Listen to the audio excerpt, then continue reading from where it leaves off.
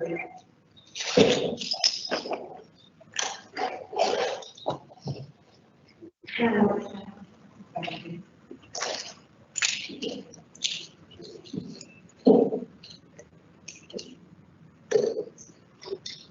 morning, everybody, and welcome to the meeting of the Wednesday, the 6th of April.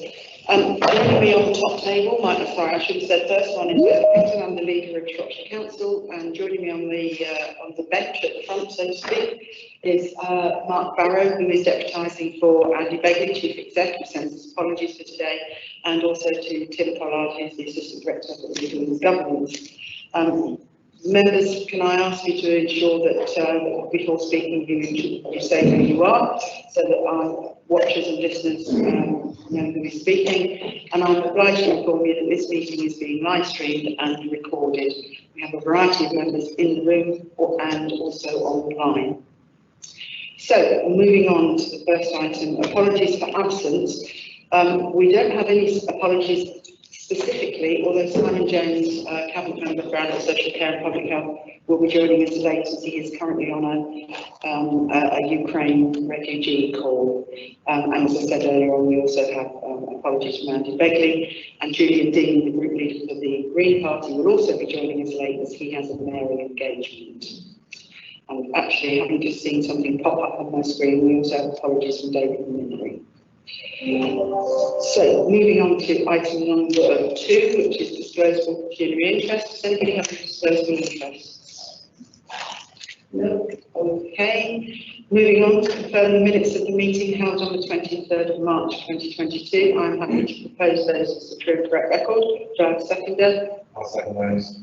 Thank you, Councillor Potter. All those in favour? Thank you. So moving on to item number 4, public question time. There are no public questions. And moving on to item number 5, members' question time, we have 2 urgent questions. Now, because these questions are all to do with the buses, and Councillor Dartmouth put in a question and in the normal time span for members' question, we're going to take all 3 questions together. Councillor Motley is actually going to try and answer all 3 questions in one, but I am aware that some of you may have specific questions following that, so I'm quite happy for you to, if your specific question hasn't been asked, I'm quite happy for you to ask that, and then you will also, all 3 of you have a supplementary question. So, in the order that the urgent questions were received, Councillor Andrew Boddington, who I believe is joining us online. I hope so. Thank you, Andy. Over to you. Thank you. So my question is, news broke on Monday that Shropshire Council has lost the entirety of its £98 million bid to the Bus Back Better Fund. It's shocking news that we won't get a penny to support our struggling bus services. The county's bus services are in urgent need of upgrading to an age that's moving to zero carbon, which must include putting more buses on the road, more frequent buses, electric buses, and transport hubs that are fit for the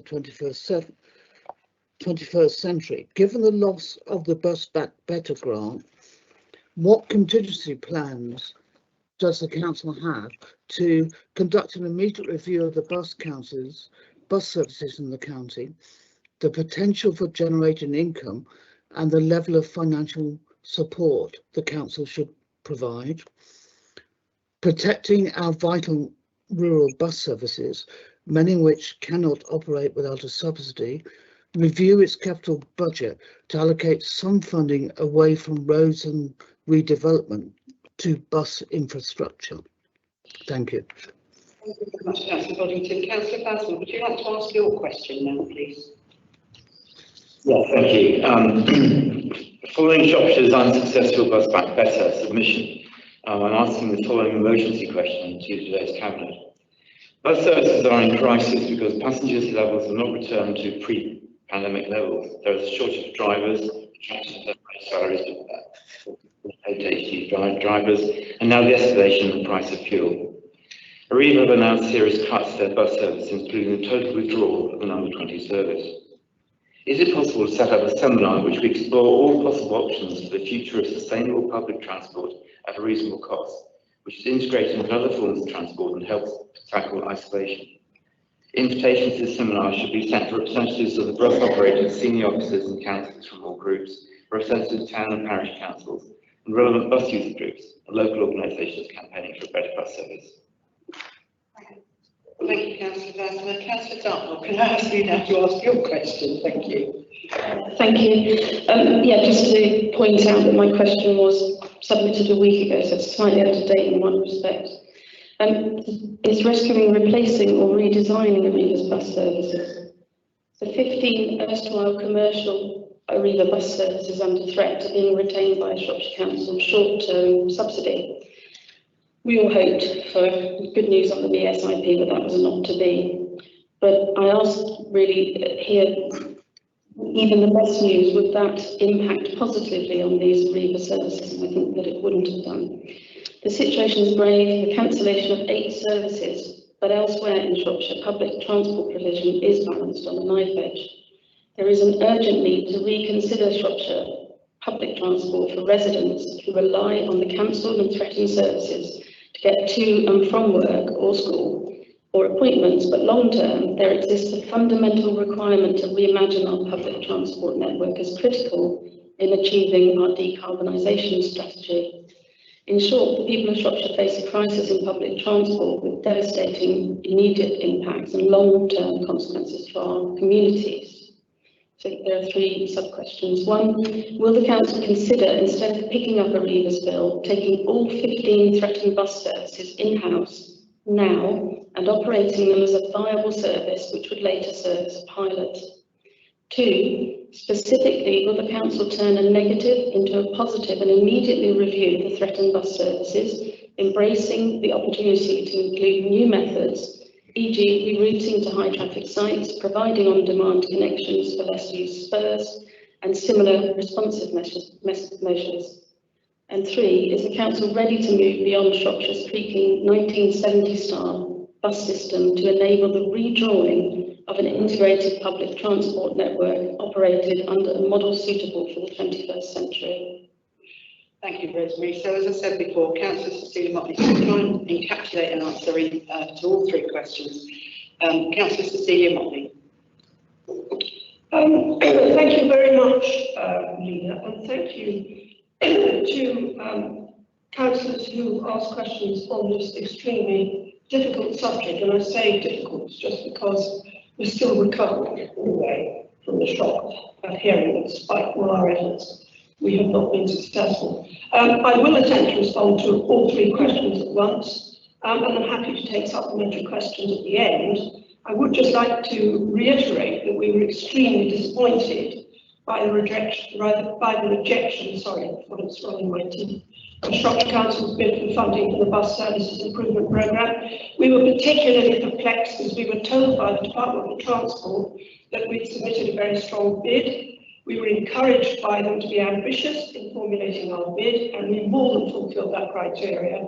We produced a bid which included greener transport, revised park and ride plans, and demand responsive options in rural areas which have had no public transport for many years. We consulted widely with our residents and had a high level of responses. In addition, we formed an enhanced partnership with our providers as required by the Department of Transport.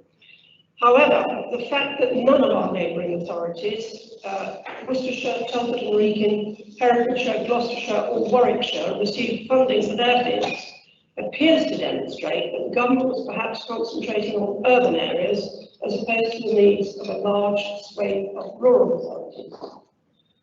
Whilst I appreciate that transport initiatives for rural areas can be more complex to provide, I would argue that they should carry equal weight as that given to urban schemes.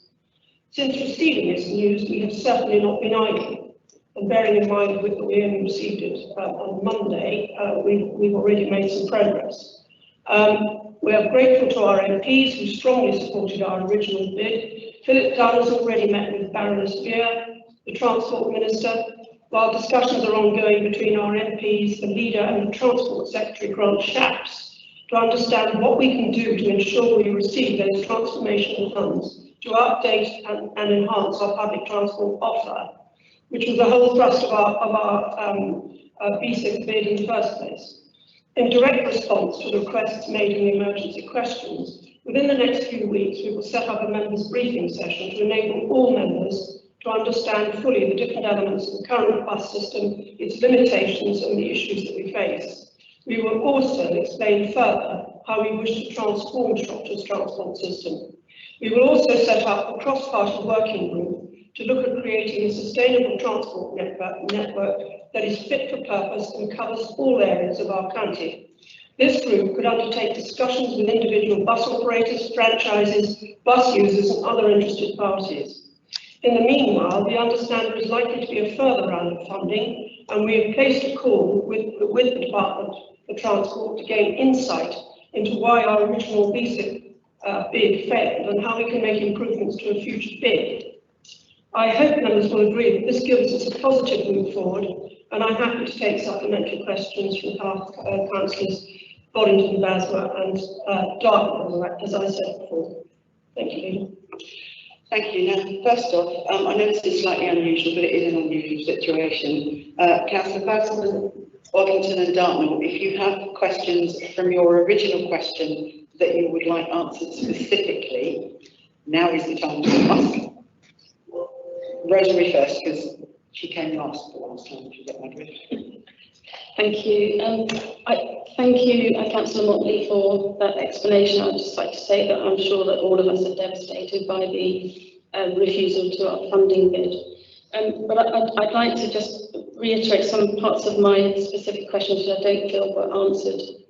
My request was to say that the 15 Arriva bus services that are under threat could be taken into direct control of Shropshire Council. Now, instead of subsidising them in the short term, why not consider taking them in so that we run them ourselves? And by doing so, we gain a very strong pilot for any future franchises, redrawing of the bus service in Shropshire. That was my first question. The second question was about revisiting all those. I mean, perhaps these things will be addressed in the briefing, but I would like some answers today. Was about reimagining those bus services that are under threat. And also the third question was about starting again with our bus system and making it relevant for the 21st century.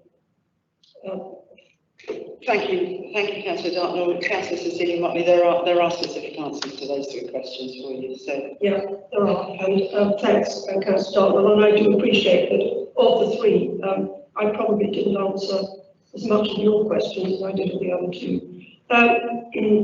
I quite understand why you're asking us to take 15 threatened bus services in-house, but I have to say that we've got to have a look first of all at why they are being withdrawn, and I think we still have got to understand the impact of post-COVID and the fact that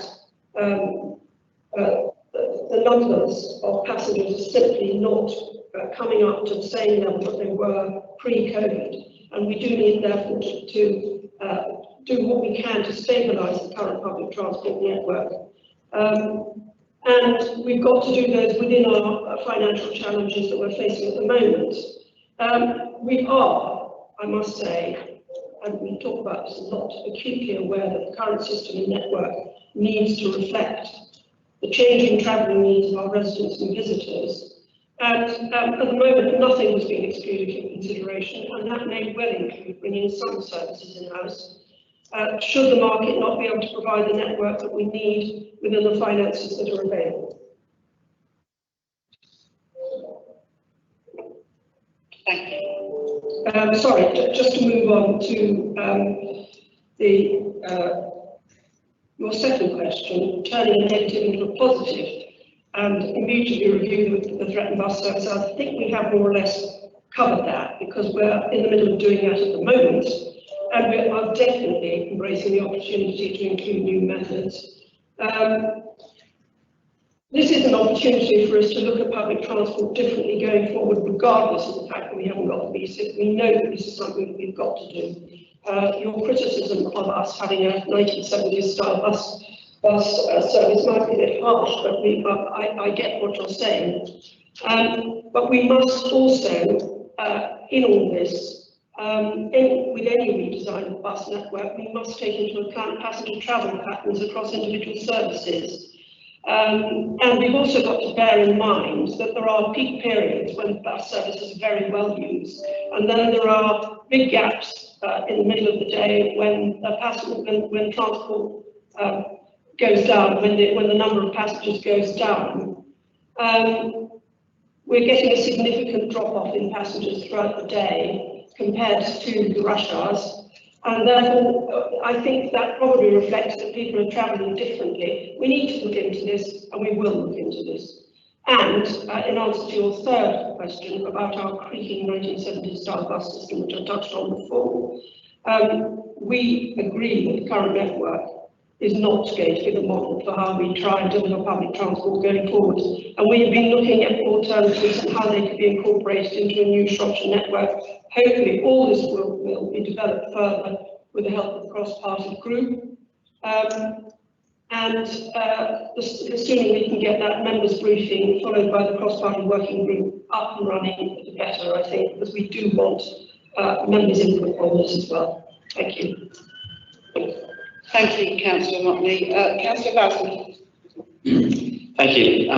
Yes, thanks very much for that very full response. And I think I would agree very, very strongly that that we need to reimagine the bus services in Shropshire. I hope that all the options will be considered by members. But I'd also like to emphasise that I think it's important that we consult with town councillors, parish councillors, bus user groups, and given the excellent response we had to the consultation earlier, I think that we should make sure that the public are involved very much in this, because we need to take people with us, we need to take bus user groups with us, and everybody who has an interest in this, in buses, which is very, very important for active travel and for setting up sustainable travel in the future. Thank you, Councillor Bowson. Councillor Boddington, do you have, has Councillor Motley answered your points? Just an addition, if I may, picking up of some of Councillor Motley's points. Bus user numbers haven't picked up from the pandemic, and that is creating an issue in terms of revenue for the bus services. Something we could look at in the proposed members briefing, etc. That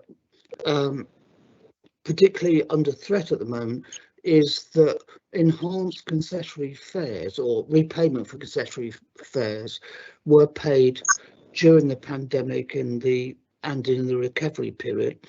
Shropshire Council has yet to decide what it will pay in the coming months. That threatens bus services, in particular the 435, that's the Ludlow to Shrewsbury service, which goes via Craven Arms and Church Stretton, will probably have to end unless we can get some financial arrangement. And we need to deal with that urgently, because obviously bus companies, which are commercial companies, are not going to lose money. Thank you, Councillor Boddington. Councillor Motley, do you want to come back on that? Yeah, Andy, thank you for that. And I will make sure that we take that into account and deal with that, because I think it is a good point. So thank you for that. I think it's also worth saying that I don't believe we know exactly how much money we're getting for the, and forgive me, I'm getting the title wrong, recovery grant. The latest round of recovery money, we don't know yet as to how much that will come in at. But I think there's no doubt that, taking account of Bowson's point, that we need to involve as many people as possible, really, which is why we said about setting up this cross-party working group, because I think, with the best will in the world, we can't have an active travel system if we don't have a bus service. So hence the importance of this. Cecilia? Could I just also reiterate to all those who asked the question that we know that there is potentially more money which will be coming on stream. There is talk from the Department of Transport about a further tranche of BSIP funding, we will be right on that, I can assure you. And there may well be other sources of funding that we can apply to as well. We will be doing all that because we're absolutely determined that we're going to be able to deliver, as Councillor Dartmouth said, a 21st century bus service for this county. Thank you. Yeah, thank you, Cecilia. I mean, it's small comfort to us that there are lots and lots of councils across the country in this position this week. The other one thing I would say is that I'm sorry, members, that you weren't informed of this before. You probably heard it from the press or read it on Twitter, but as I think you're aware, neither were we. We actually received a letter from DFT at 3 o'clock in the afternoon. We were actually informed by the press at 9 o'clock that morning. Not the best start to the week, I have to listen to that. I did promise supplementary questions, so I will go back to them. I know this is slightly unusual, but it is unusual circumstances. So, Councillor Boddington, do you have a supplementary, or were you happy that that was your supplementary? I think we've covered the ground. Thank you. Thank you, Councillor Boddington. Councillor Basma? Yes, thanks. Just to make the point about wider consultation, which I think you yourself took up. I think that's very, very important, particularly with bus user groups. Yeah. Thank you. Councillor Dartmouth. Sorry, I do, yes. I didn't say earlier, heartily and enthusiastically, I welcome the cross-party working groups, I'm sure we all do. So just to ask about the funding, please, Councillor Motley. The DFT announced this week, along with the funding that the whole of Shropshire missed out on, that a further 150 million is now being allocated across England, and I quote, to maintain service levels as patronage continues to recover after the pandemic. So is Shropshire Council preparing an urgent application for an award under this announcement? And also, you mentioned that the DFT have encouraged us to make another BSIP application. Do we know yet what are the timescales for this funding round? We don't. In answer to your second question, Councillor Dartmouth, no, we don't yet. But that's why, it's one of the reasons why we want to get onto this as quickly as we can. And with regard to 150 million, if we're in a position to apply for it, we certainly will. Some of that money is the money that I mentioned earlier on about recovery monies. So some of it will automatically be sent to us. And I think that money is due to be spread across a number of, well, everybody's transport authority, basically. So thank you for that. Thank you for that, everybody. And as I say, I'm sorry it's a bit unusual, but you know, it's unusual times, I think. So then we'll now revert back to the original members' questions. The first question is by Councillor Rob Wilson, but I believe, if I'm right, Councillor Basma, you're asking that on his behalf. Councillor David Basma. Thank you. Marlin Roundabout was rebuilt in 2014 at a cost of £4 million. At the time, the Highways Agency said, this £4 million scheme will help tackle congestion and make the roads safer by increasing capacity. Road users will experience improved journey times as a result. 4 years later, in 2018, further changes were required because drivers found the layout confusing. Also in 2018, the council stated previous improvements to the junction address only existing traffic issues, and there's been a significant increase in traffic unrelated to proposed developments. Another 4 years later, and the third attempt at improving the junction has just been completed. The former MP for North Shropshire said there is £16 million of funding from Shropshire Council, the Marches LEP and other agencies, and it will massively improve traffic on the A5. Between 2014 and 2019, traffic on Shropshire's roads grew by 12%.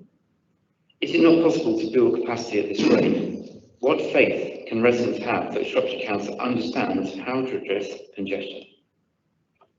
Thank you, Councillor Basma. Answering that question, Councillor Dean Carroll. Thank you, Leader. Thank you, Councillor Basma and Councillor Wilson, for the question.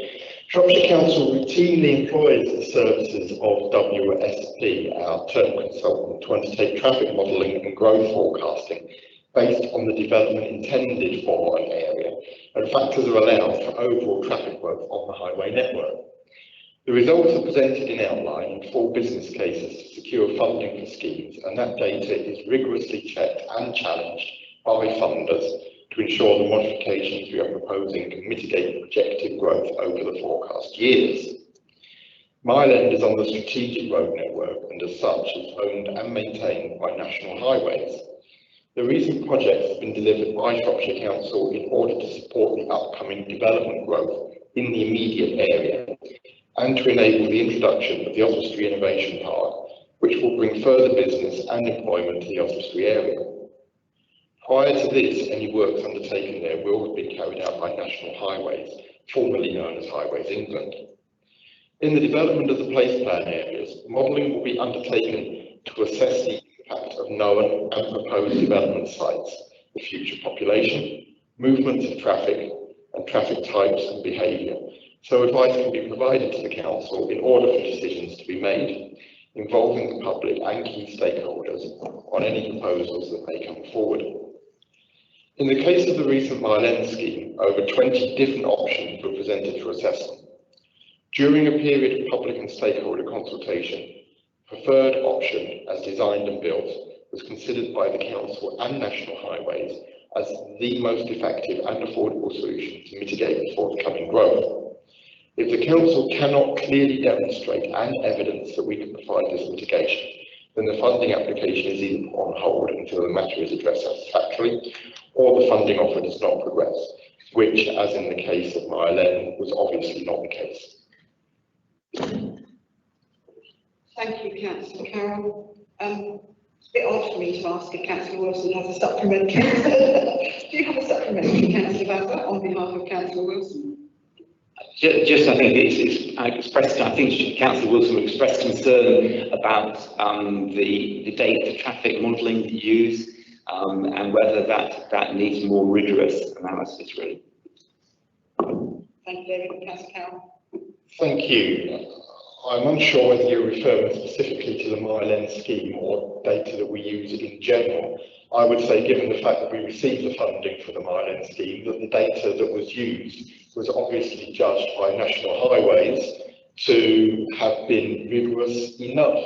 I would say that in terms of forward planning and looking to the future, we did deliberately design a scheme that was adaptable to any future efforts to dual the A5 between Shrewsbury and Oswestry, which is a project that I have gone on record in the past as saying I very much support and believe that we should pursue in the future.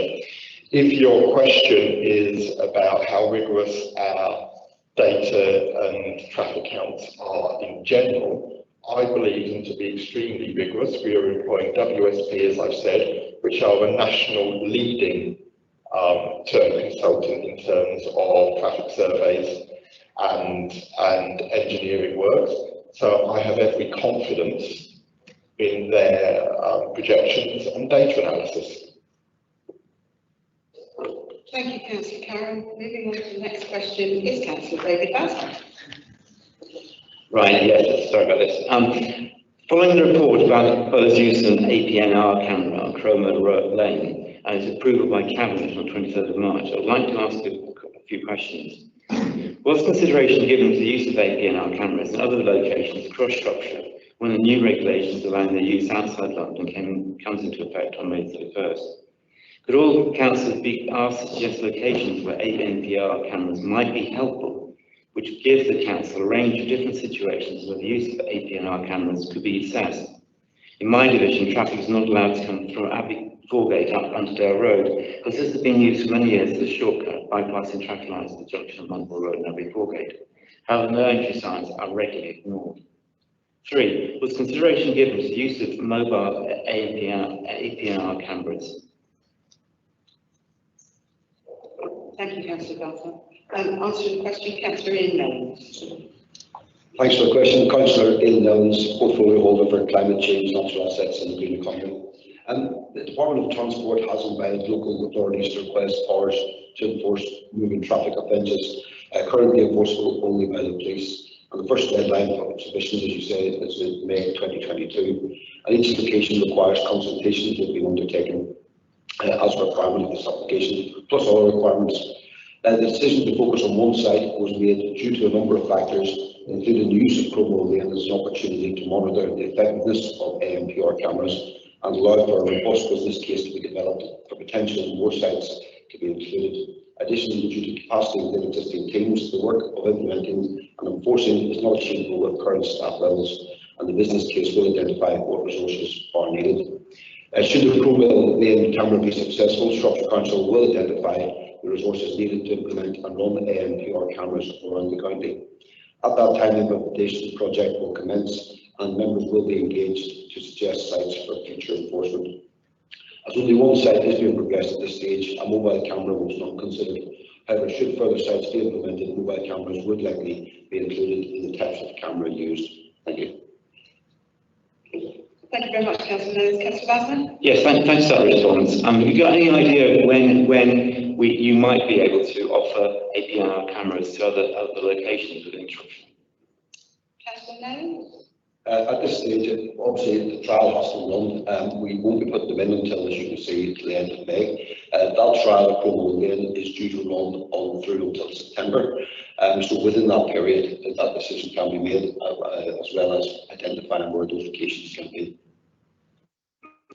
Thank you, Councillor Knowles. The next question comes from Councillor Kate Halliday. Kate. Thank you, Chair. The Oakenden report is damning regarding the practices and culture of Shrewsbury and Telford NHS Trust maternity services over the past 20 years. It highlights poor clinical practice and an inability to learn from mistakes, a culture of not listening to staff and patient concerns, underfunding and understaffing, all of which led to the avoidable deaths and injuries to children and women in Shropshire, Telford and Peterborough. It's only the family's bravery in continuing to fight for answers that led to the review of maternity services. This just can't happen again. Shropshire Council is an important partner with staff, and in July we'll form part of the Integrated Care Board with the new Integrated Care System, together with our health partners in Shropshire, Telford and Region. We owe it to our residents to maximise our scrutiny of services on their behalf. What can Shropshire Council do to ensure that in the future health services are not repeating the tragic mistakes of staff maternity services? Thank you, Kate. I'm going to pick this one up as well as the next one regarding the Oakenden report.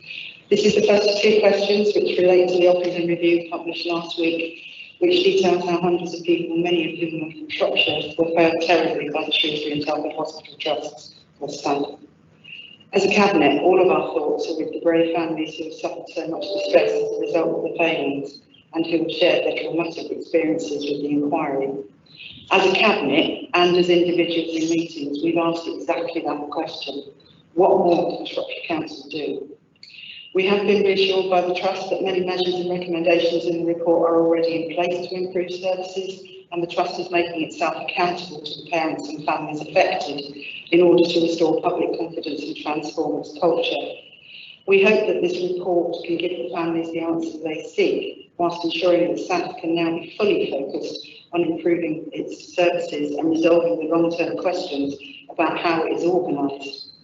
Shropshire Council's role in ensuring that the improvements recommended in the report are implemented and that future health services do not repeat these tragic mistakes again is one of seeking assurance and scrutiny, representing residents.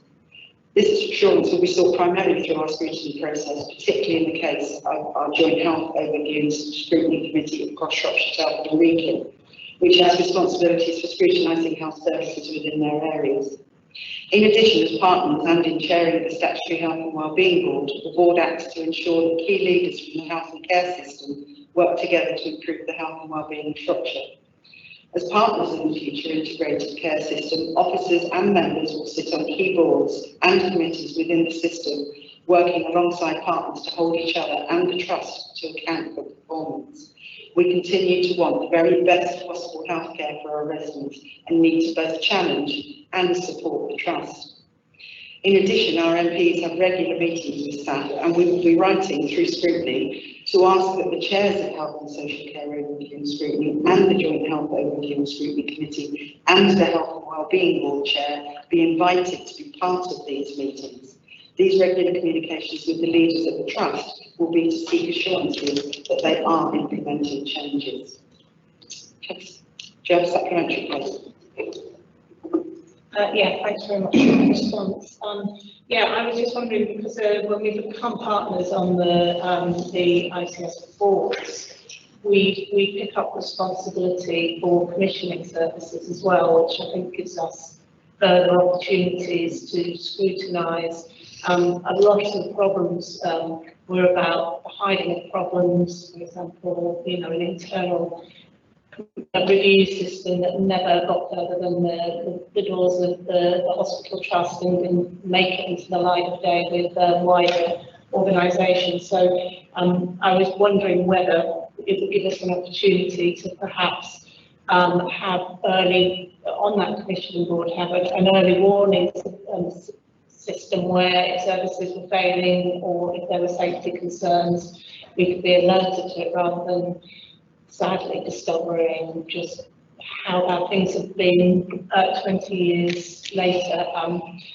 And also, I think that the new Health and Social Care White Paper puts much greater onus on data sharing. And as somebody who sits on both the scrutiny, the Health Scrutiny Committee and the Joint Health Scrutiny Committee, we've had real problems getting data that we asked for from our health partners. And so I'm just hoping that we can also use that lever in order to make sure that we hopefully find out there are problems before there are these sorts of tragedies. Absolutely, and I think the ICS gives us that absolute opportunity, because I think in the past, all we've been able to do, and I've actually said it in my response to you, is all we've been able to do is seek reassurance, whereas now, without putting too fine a point on it, I think the ICS actually gives us a few more teeth.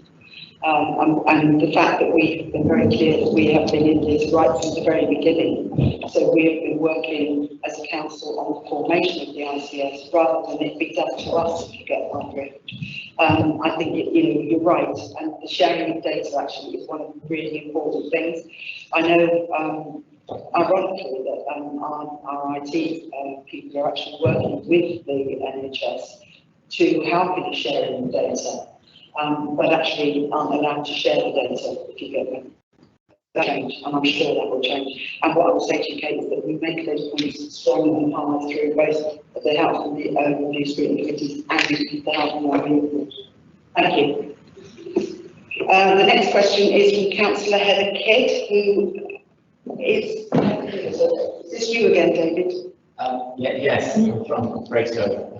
Heather unable to join us today because we've got IT problems. So, not a problem, carry on. So, yeah, in the light of the Ombudsman review, the Council's role in holding our NHS to account needs to be strengthened. Joint HOSC is a statutory body set up to hold the NHS in our area to account. Will Cabinet lobby government to upgrade the role of Joint HOSC and make real links with the CQC and Health Watch structure? All our roles need to be reviewed and strengthened. Scrutiny within the Council also now needs a dedicated scrutiny officer to help make health scrutiny more effective alongside improved policy. Will Cabinet act to find funds for that too, please? Thank you, David. So as described in my previous response, I agree that the Joint Health Overview and Scrutiny Committee as a statutory body is a really important element of Shropshire Council holding the local NHS to account. To this end, Cabinet supports strengthening the role of scrutiny, firstly using the current regulations, which allows for the appointment of members to a Joint Health Overview and Scrutiny for a particular subject matter. Under this, the committee could elect to invite additional members, including Health Watch. Heather will be aware that David Beecham was appointed as a voting co-optee to Joint HOSC some years ago as a representative of Health Watch. But the committee could also seek to continue this arrangement and look to widening it. In terms of strengthening the role of Joint HOSC, Cabinet will work with the joint chairs of HOSC to lobby to strengthen the role of joint scrutiny. We are also in conversation with the LGA regarding the scrutiny function per se. This discussion will be taken through joint HOSC planning sessions. And with regards to the additional funding, David, for a health scrutiny officer, I've asked officers to look at how we can prioritise health scrutiny and how also this prioritisation could be resourced. So we'll come back to you on that one. Have a supplementary. Yeah, can I just say I welcome your response and ask a real kind of urgency be put to the appointment of a more staff support for the scrutiny process. Because I think without it, we cannot actually do the sort of vesting of work that's required to bring elements of the NHS to account. Thank you, David. And the final question, I believe, is Councillor Roger Evans. Councillor Evans. Thank you, Chairman.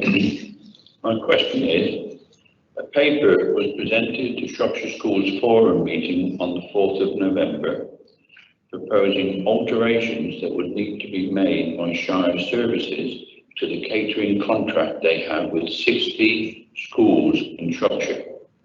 It stated that these would need to be adopted by April 2022. Can the Cabinet member please give an update post 31st of March 22 and include in it how many of the 10 secondary schools that Shires had contracts with have renewed them? How many of the 50 primary schools that Shires had contracts with have renewed them? It was noted in the paper that only 9 of the 38 primary schools with a kitchen were achieving a break-even position regarding the provision of dinners. How many of the 38 schools still with the council schools catering service are predicting a break-even position? Have all the 12 dining centres signed new contracts, and have any other schools now become dining centres? The recommendations made in the paper were as a result of a report provided by consultants employed by the council. It was stated that they would be asked to look at alternative service models. What are their recommendations? Did any school fail to reach an agreement with Shires? Has a termination notice been sent to any school? Will Shires achieve the financial target set by the Cabinet for this new financial year? Does the Cabinet member agree and support the final sentence in the summary section of the report presented to the forum meeting? Thank you, Leader.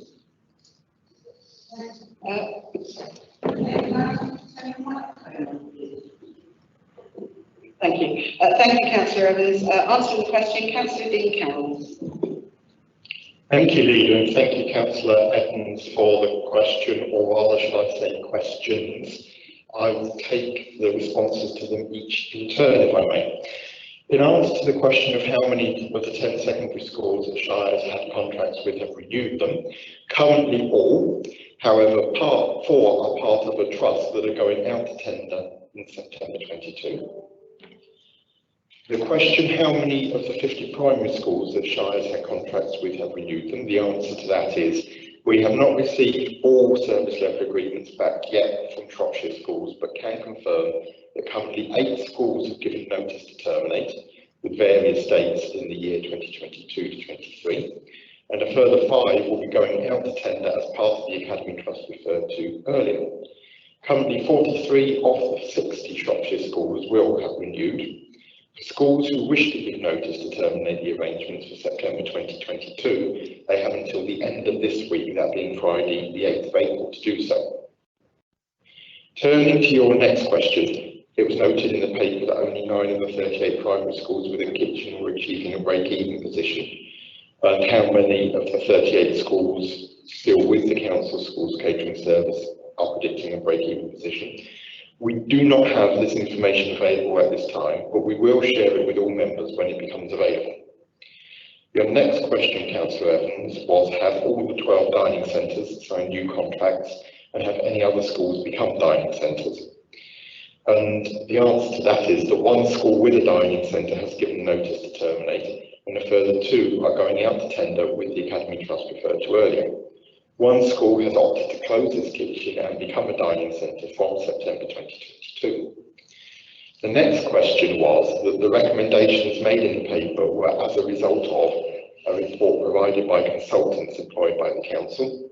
It was stated that they would be asked to look at alternative service models and what are their recommendations. The answer to that is that a report has been completed which is due to be presented to the executive team later this month. This can then be considered by a scrutiny committee prior to its consideration by Cabinet. The next question was, did any school fail to reach an agreement with Shires? The answer to that is no. The next question was, has a termination notice been sent to any school? And the answer to that is once again, no. The next question, penultimate question, is will Shire Services achieve the financial target set by Cabinet for this new financial year? In terms of that, it is difficult to determine this until the outcome of the remaining school decisions are known.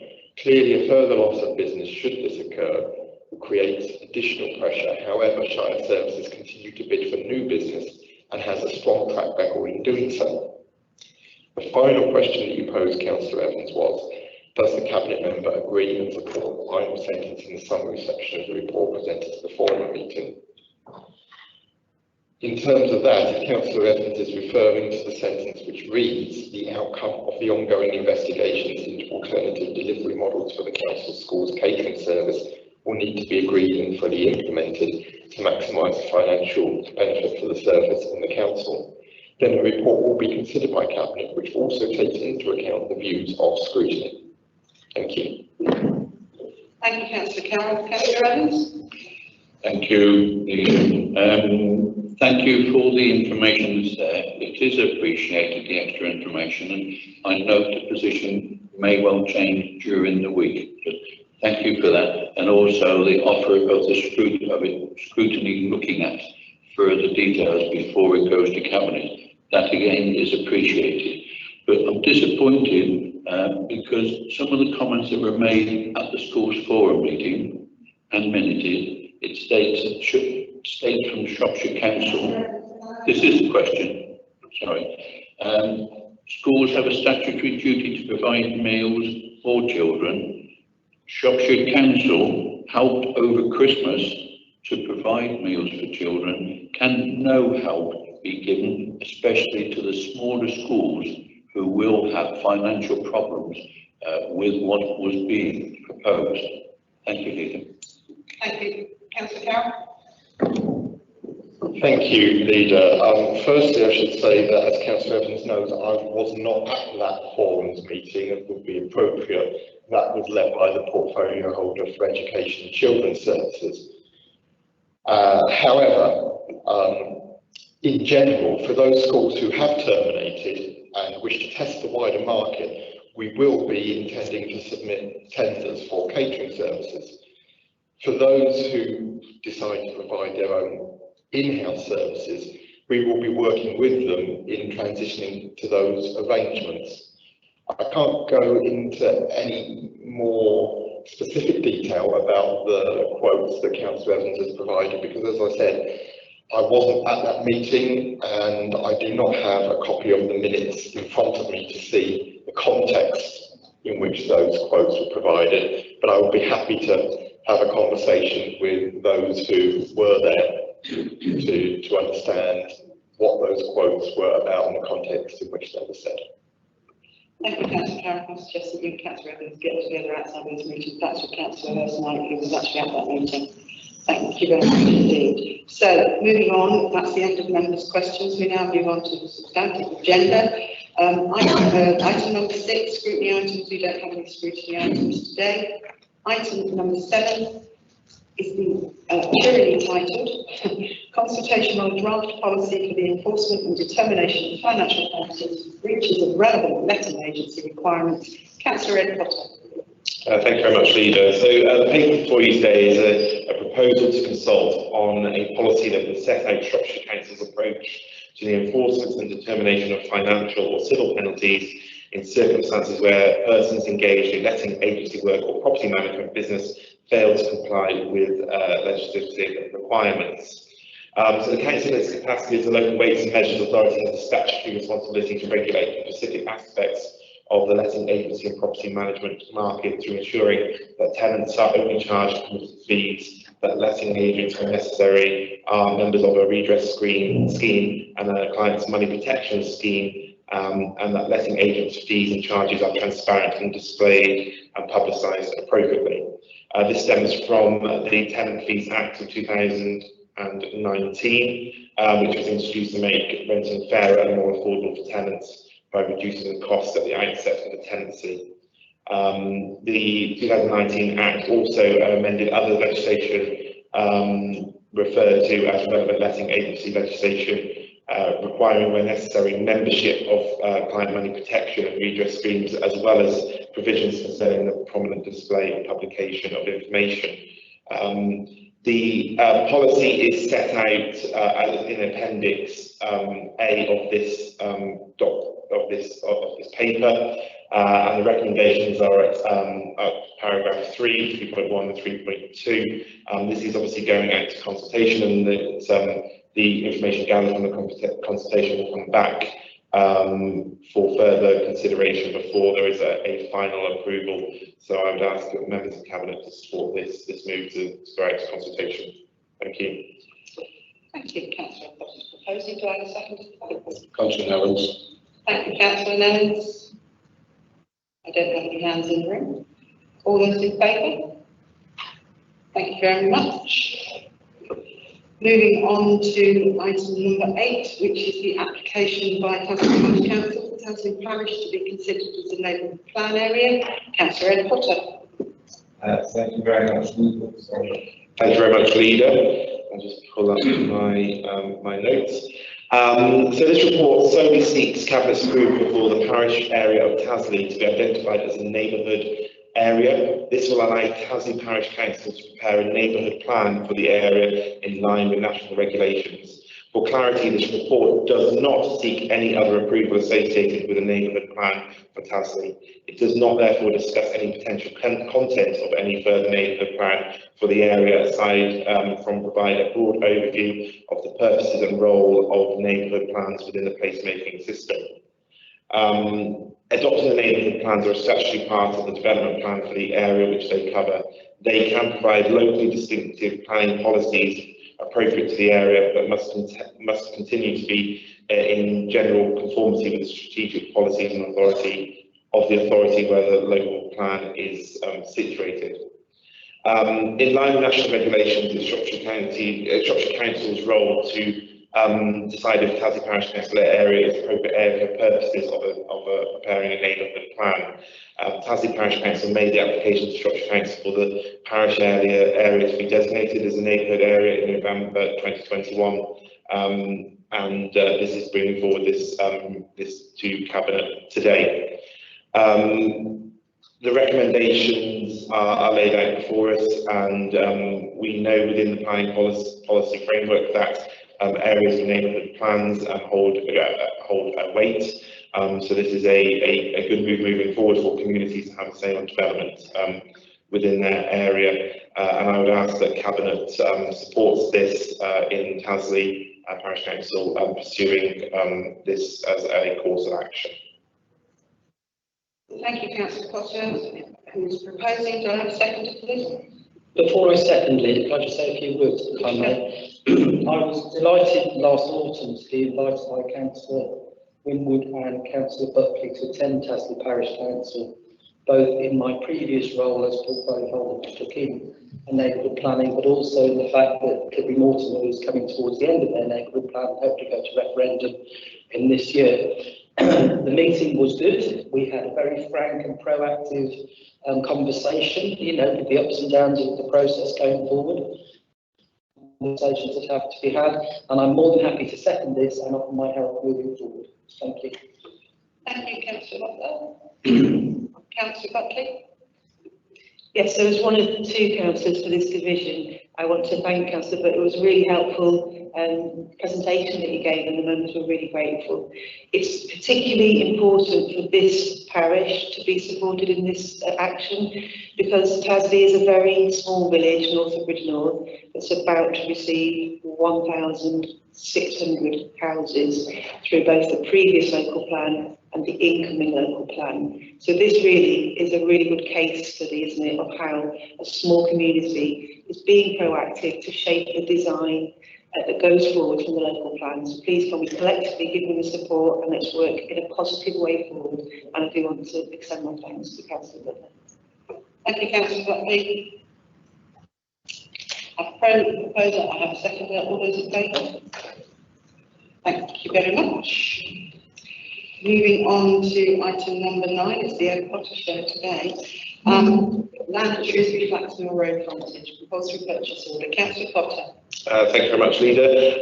Just before I begin, I'd like to confirm that the legal title of this is, it just needs to reference legal title, which is the formal legal title is the compulsory purchase of the Shropshire Council Shrewsbury Flaxmill Maltings redevelopment number 2, compulsory purchase order 2022. So this is not something the Shropshire Council takes lightly in terms of compulsory purchase orders, but this is in supporting the redevelopment and regeneration around the Shrewsbury Flaxmill Maltings, which, if any members will have noticed, has taken great shape over recent years and will be a fantastic addition to Shrewsbury Town, and particularly the regeneration and potential it offers for the northern corridor and entrance into Shrewsbury. So this is for the compulsory purchase order of 2 properties as part of the site and redevelopment here. Obviously, negotiations continue with the tenants of the 2 takeaways there, and throughout the process, obviously, compensation and support will be given to those tenants wherever we possibly can do. But this is Shropshire Council's ability to be able to support the work of Historic England in this really important asset to Shrewsbury and to Shropshire, and bring forward what is a very exciting end to a first phase of development on this site, and I very much hope that members of Cabinet will be able to support this today. Thank you, Councillor Potter. Do I have a second at this, please? Councillor Rob Gittins, happy to second. Thank you, Councillor Gittins. Councillor Buckley.